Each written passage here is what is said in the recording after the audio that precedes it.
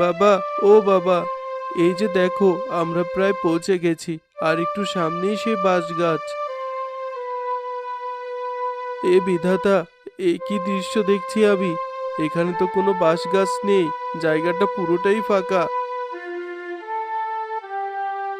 বাবা, ও বাবা, আমি বাসকন্যা বাবা। কি ব্যাপার? সকাল গড়িয়ে সন্ধ্যা হতে চললো, আর এখনো তুমি পড়ে পড়ে ঘুমোচ্ছ? তাই এভাবে সারাদিন ঘুমোলে সংসারটা চলবে কি করে? আজ ভাবছি কাজে যাব না। গাটা প্রচন্ড গরম, শরীরে প্রচন্ড জ্বর, মাথা ঘুরছে। আজ আমি বিশ্রাম নেব। তোমার মাথাটা কি পুরো খারাপ হয়ে গিয়েছে নাকি? বিশ্রাম নিচ্ছ মানে? তুমি কোন লাট সাহেব যে শুয়ে শুয়ে বিশ্রাম নিচ্ছ? যাও যাও, এসব ভরং ছেড়ে এখন কাজ করতে যাও। তুমি কাজ না করলে আমরা তিনজন মানুষ না খেয়ে থাকবো নাকি? আমি কি শুধু টাকার মেশিন যে বাইরে যাব আর রোজগার করে এনে তোমাদেরকে খাওয়াবো? আমার শরীরটা খারাপ, সেটা কেন বুঝতে পারছো না? এখানে বিরক্ত করো না। যাও যাও, এখন আমাকে একটু শান্তিতে একা থাকতে দাও। আচ্ছা বাবা, ঠিক আছে, আমি চলে যাচ্ছি।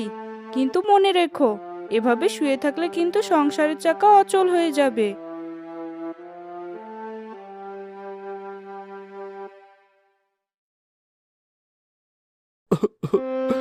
এ বিধাতা, আমার মতো দুঃখী মানুষ এই দুনিয়ার একটাও নেই।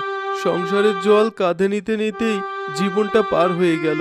না পেলাম সত্যিকার অর্থে স্ত্রী সন্তানদের ভালোবাসা। মাঝে মাঝে মনে হয় পৃথিবীতে বেঁচে থাকাই আসলে বিড়ম্বনা।